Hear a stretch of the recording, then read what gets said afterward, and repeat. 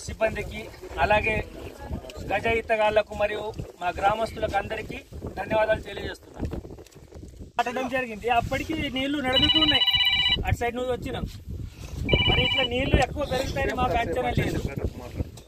అయితే ఒక 2 గంటల తర్వాత చూస్తే ఏమంటే నీళ్ళు ఫుల్ అయినాయి. ఆల్రెడీ అప్పటికి ఇంత ఉన్నాయి, నీళ్లు లాగుతున్నాయి. లాగంగానే పశువులకి యువతలు కొట్టేసి ముగ్గురం వచ్చేసిన. మళ్ళీ ఈయన ఒక్కడున్నాడు, ఈయన రాలేకపోయిండు.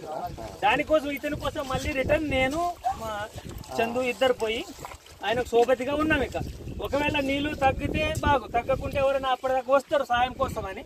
ఒకవేళ రాకుంటే ఇక మధ్యలో ఒక గడ్డ ఉండే సార్, చెట్టు ఉన్నది, అక్కడికి వెళ్ళి ఉండాలనుకుంటున్నాం. మధ్యలో గడ్డ, అక్కడ నీళ్లు రావు. ఇక మరీ ఫుల్ వస్తే నీళ్ళు వస్తాయి.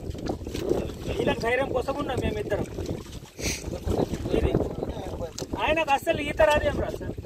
ఆయన కోసం మళ్ళీ వచ్చిన వాళ్ళం. నిజామాబాద్ జిల్లా సాలూర మండలంలో మందర్న నదిలో చిక్కుకున్న 3 పశువులు మేపడానికి వెళ్ళిన వ్యక్తులు. అదే మందర్న నదిలో 3 పశువులు మేపడానికి వెళ్ళినట్టుగా వారు అక్కడ చిక్కుకున్నారు. మందర్న గ్రామానికి చెందిన వారి పేరు శివాజీ, చందు, ప్రకాష్, మహారాజ్ గా గుర్తించారు.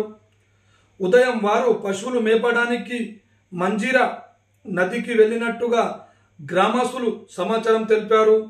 కాగా ఎడతెరపు లేకుండా కురుస్తున్న వర్షానికి మంజీరా వరద పెరగడంతో దీంతో పశువులు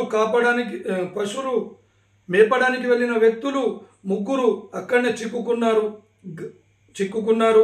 గ్రామ పెద్దలు విషయం తెలవంగానే పోలీస్ వాళ్లకు సమాచారం అందించారు. ఘటనా స్థలానికి రూరల్ సిఐ మరి ఎస్ఐ గారు సిబ్బందితో కలిసి మందర్న వాగు వద్దకు వెళ్ళి అక్కడ చూసి నదిలోకి మరి వాళ్ళు గజయితగాళ్ల సహాయంతో ఆ 3 ప్రాణాలను కాపాడినట్టుగా మనకు వివరాలు తెలుస్తుంది.